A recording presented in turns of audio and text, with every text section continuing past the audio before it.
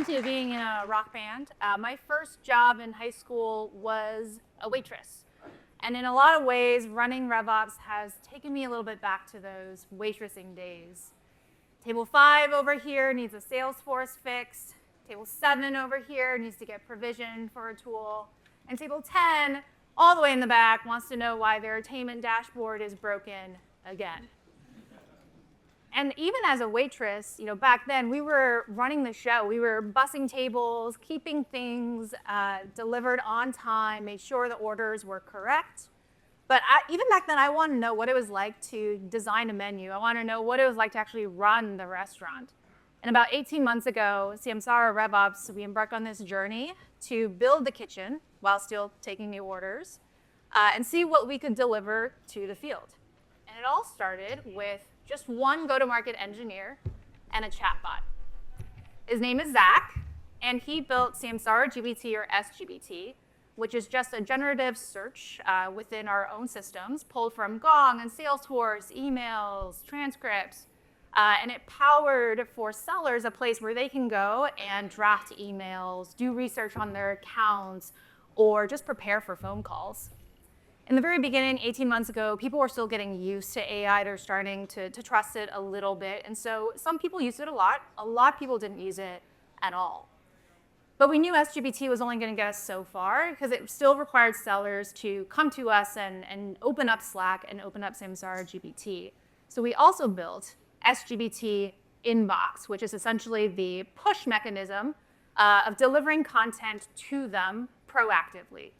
What this looked like is something you might see here is an SGPT inbox. An ADR might open up Slack on their morning, and they would see account recommendations with full account history, bulleted lists of what they needed to know, a list of contacts from that account. Big thank you to our partners, Clay here, and a one push button to add to SmartFlow, which is in Gong Engage, our outreach vendor. And this changed how ADRs were doing their work. Instead of having to open up spreadsheets or look at call down lists, they had proactive alerts tell them, hey, just read this, click a button, and you can start sending out emails or calling prospects. Once we got this going, we started to see a gradual shift in adoption. And so this is what Samsara GPT usage growth looks like across the last 18 months. We started with about 1,000 prompts per quarter, then went to 20,000, then 65,000, and then last quarter we hit over 160,000 prompts through our system. We have a field of about 2,000 sellers. And then 2 weeks ago, for the first time, we crossed the milestone of 10,000 prompts in a single day. For any leader, this is really exciting. But for us, we were also pretty terrified of what this meant, because what nobody really warned us about in this new DIY era is that engineers, especially go-to-market engineers, they can ideate very quickly, they can build very quickly, but three things almost lost trust with the field. The first thing was no user research. We were building things that we thought were really cool.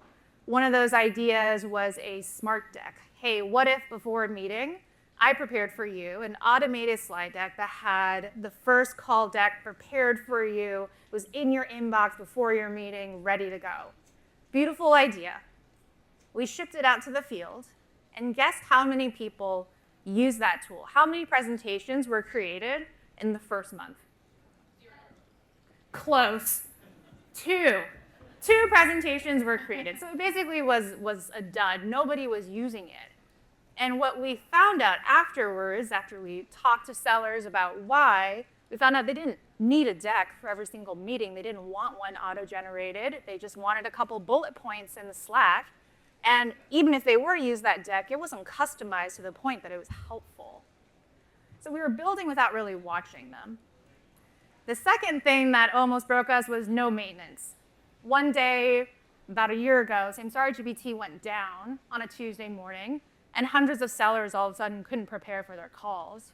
We didn't even know until we got some angry Slack messages one-off from leaders asking what was going on.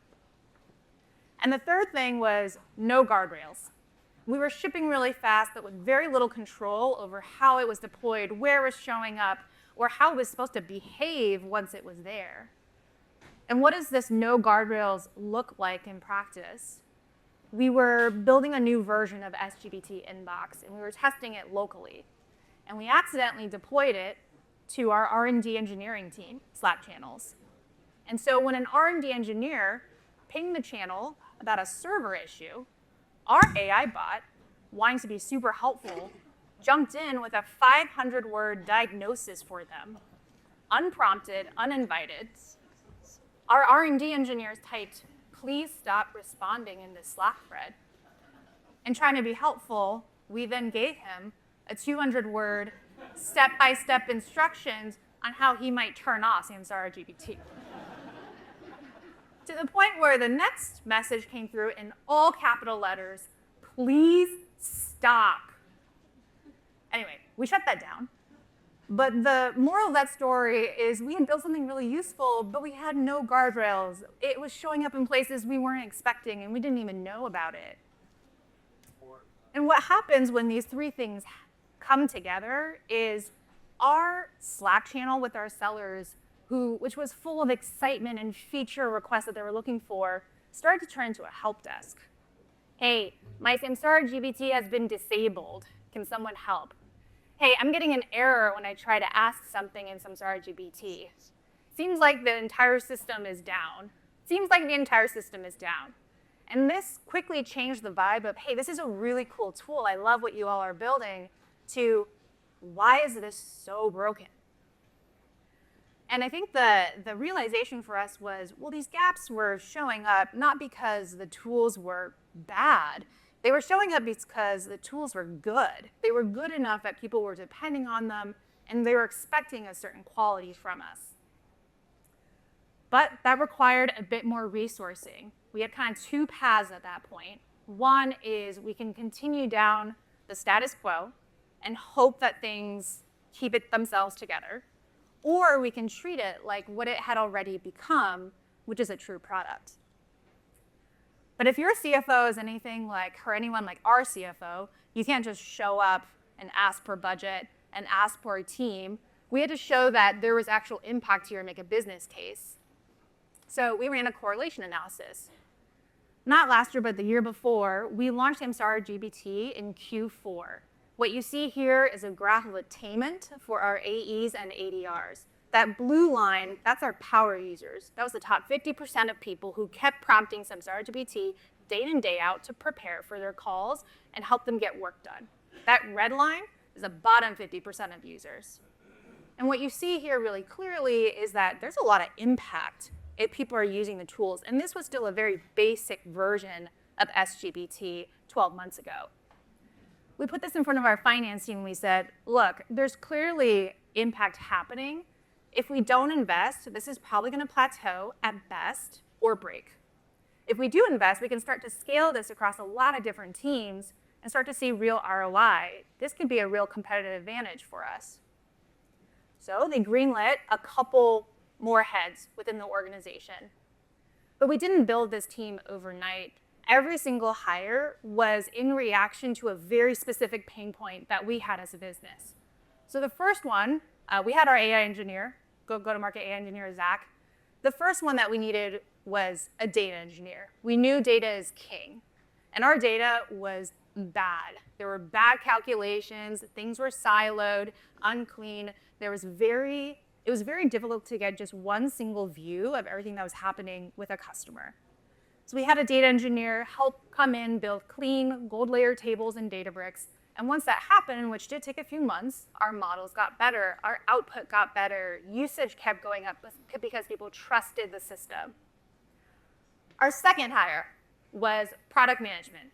I was sharing, we didn't really have a roadmap, there was very little discipline. So what the PMs brought was they brought user research, they brought roadmaps, they brought just prioritization, and they brought us the confidence that we were building the right things in the right order for our sellers. The third person that we hired was for data science. We were starting to push out a lot of these alerts out to the field, recommendations that had to be spot on, otherwise trust would be lost. So we had someone focused on making sure our prompts were really precise, making sure that we were analyzing impact, doing A/B testing to prove out our value. And the last one is design. We actually didn't hire this person. We've been borrowing resources from our biz tech team. But a designer was really helpful because we were all playing around with Slack and Salesforce, which if you've tried building something in Slack and Salesforce, it's pretty limiting. There's not a huge amount of creativity that you can infuse into these apps. But what a designer did is they really pushed us to seek out different open surfaces that allowed us to get more creative. Hey, instead of having every ADR have a Slack channel, why don't you build a Slack app? Instead of relying on CRM analytics in Salesforce, why don't you build a Lightning app? You get a lot more out of that. And so what occurred because of that was we were able to move outside of just text boxes and emojis and create really nice experiences for our sellers.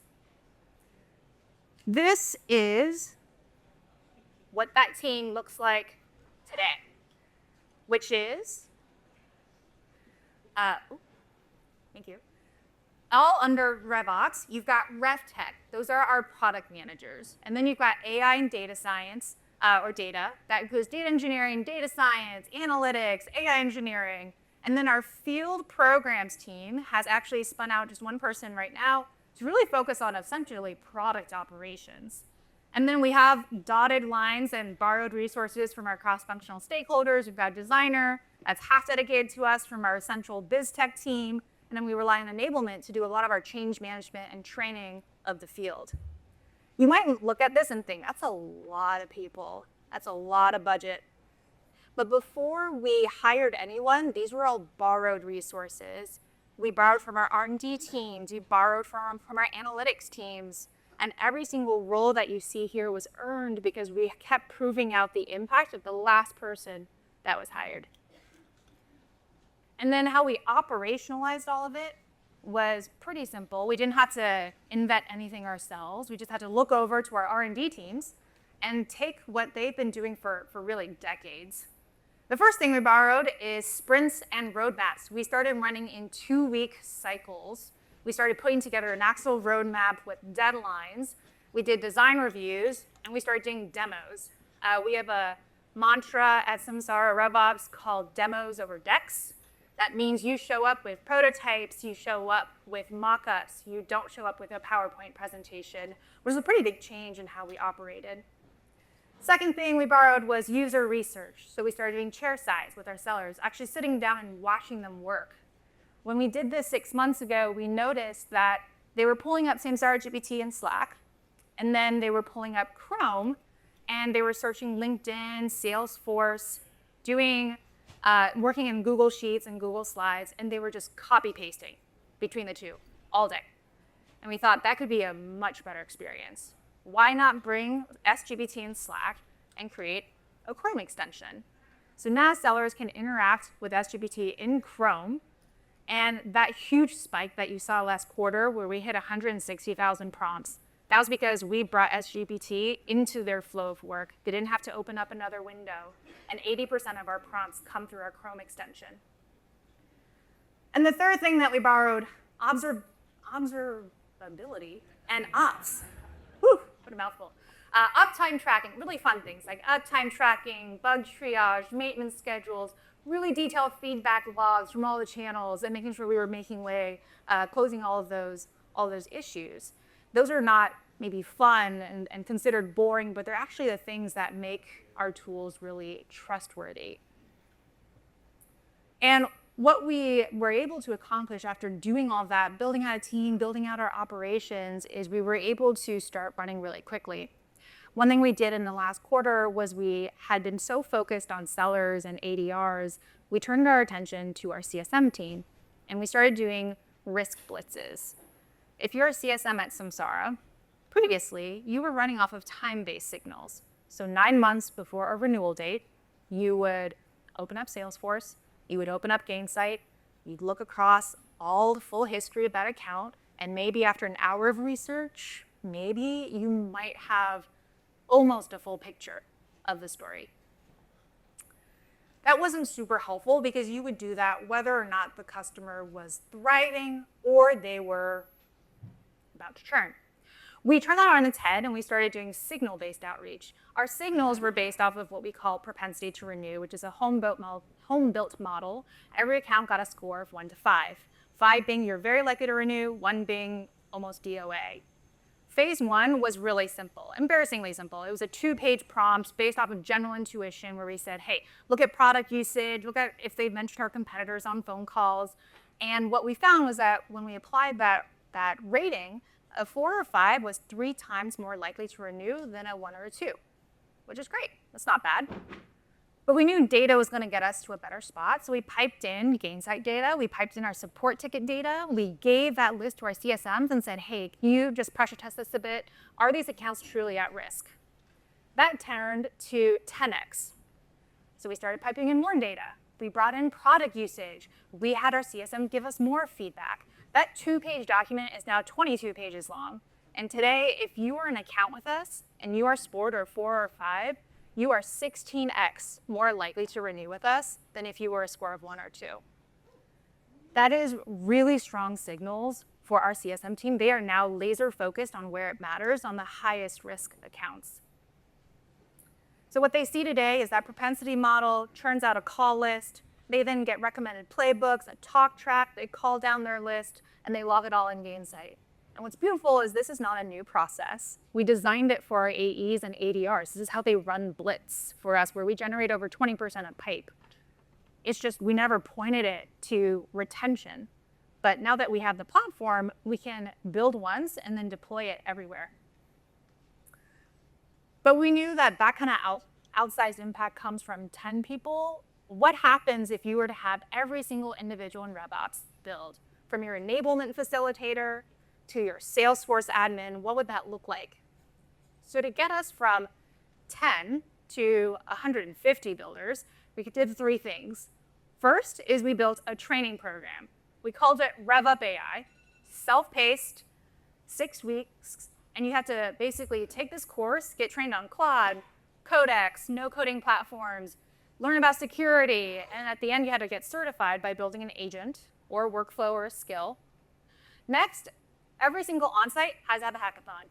We didn't care if you were the RFP team. You had to spend a half day at every onsite building something, watching your peers build something, and then actually having hands-on support there in case you needed some unblocking. And the third was we built community. There are Slack channels, there's a skills hub where you can look at all the agents that your peers have built and you can take it and leverage it yourself. What that resulted in was a pretty big pattern. A lot of our best ideas started coming from these hackathons because the non-technical teams will build these prototypes. For example, a sales support admin kept getting questions on what the status of the seller's tickets were. So she created a beautiful UI of how a seller could look at every single ticket, internal ticket, for their opportunities or accounts. She then passed that over to our internal AI go-to-market engineering teams. They productionized it and pushed it into Salesforce. Another case in point is our value strategist team. Our BDS team creates very bespoke ROI presentations for our top enterprise customers during trials, but they want to bring that down market. They couldn't find a vendor that really met their needs, so they built out a prototype, a web app, that met every single spec, had every single calculation that they would do otherwise embedded in it. This is a non-technical team, heavy in Excel, and they were able to build this out in 1 month, pass it over to us, and we're able to push it out.